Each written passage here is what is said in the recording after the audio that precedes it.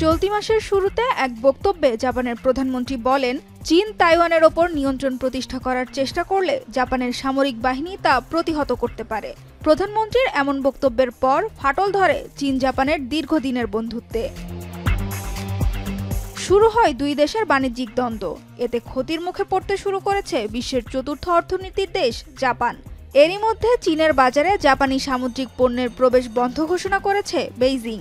দেশটির বিভিন্ন শহরে বয়কট করা হয়েছে জাপানি শিল্পীদের কনসার্ট। সম্প্রতি দুই দেশের মধ্যে বেশ কিছু ফ্লাইটও বাতিল করা হয়েছে। বিশ্লেষকরা বলছেন, দুই দেশের মধ্যে এ উত্তেজনা অব্যাহত থাকলে আরও দুর্বল হয়ে পড়বে চীনা বাজার নির্ভর জাপানি অর্থব্যবস্থা। জাপানের ইয়োকোহামা বিশ্ববিদ্যালয়ের সাবেক অধ্যাপকের মতে, প্রধানমন্ত্রীর বক্তব্যের কারণে সৃষ্ট বর্তমান বিরোধে জাপানের ব্যাপক অর্থনৈতিক দুর্বলতাকে সামনে নিয়ে আসবে। Japan is structurally import dependent for upstream resource and key clean tech inputs. China can absorb shocks by substitution and scale, but Japan cannot.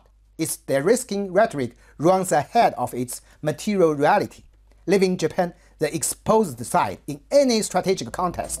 এছাড়া বিশ্বব্যাপী বিরল খনিজ মজুদের 37% চীনের নিয়ন্ত্রণে। সেখানেও চীনের ওপর নির্ভরশীল জাপান।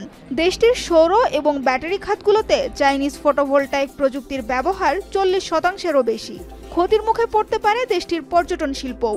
2024 সালে জাপানে ঘুরতে যাওয়া পর্যটকদের মধ্যে 30%-এরও বেশি ছিল চাইনিজ। বর্তমান পরিস্থিতিতে নিরাপত্তার কারণে চীনা নাগরিকদের জাপান ভ্রমণ এড়ানোর পরামর্শ দিয়েছে দেশটির সংস্কৃতি ও পর্যটন মন্ত্রণালয়। এরই মধ্যে বেশ কিছু টিকিট বাতিলের ঘটনাও ঘটেছে। জাপানের প্রধানমন্ত্রী সানায়ে তাকাইচির উস্কানিমূলক বক্তব্যের প্রভাব নিয়ে উদ্বেগ প্রকাশ করেছে আন্তর্জাতিক বিশ্লেষকরাও। জাপানের সাথে অন্যান্য দেশের আঞ্চলিক সম্পর্কের অবনতির আশঙ্কা করছেন তারা। 왜 그랬는지는 국내 정치적 배경이 있어서 그랬다고 생각은 들지만 누구에게도 도움이 안 되지 않는 부적절한 발언이었다고 생각을 합니다. Comment made by the Prime Minister Takaichi is definitely quite surprising and in a sense that disconcerting as well.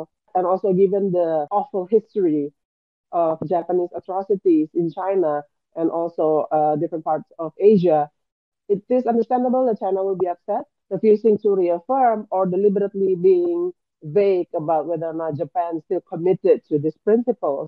And of course, this is something that would increase the tension and also increase the degree of trust that we have. এদিকে এরই মধ্যে অভ্যন্তরীণ রাজনৈতিক চাপের মুখোমুখি হচ্ছেন Takaichi. জাপানের রাজনৈতিক ও ব্যবসায়িক নেতারাও তার বক্তব্যের প্রতি উদ্বেগ প্রকাশ করেছেন। দেশটির প্রধান বিরোধী দল চীনের সাথে সম্পর্ক পুনরুদ্ধারের আহ্বানও জানিয়েছে। সানজিদা ইসলাম তন্নি, এখন বিশ্ব। শিয়া বাটার ও ভিটামিন ই সমৃদ্ধ লিলি বিউটি সোপ, তারুণ্যময় উজ্জ্বল ত্বকের জন্য।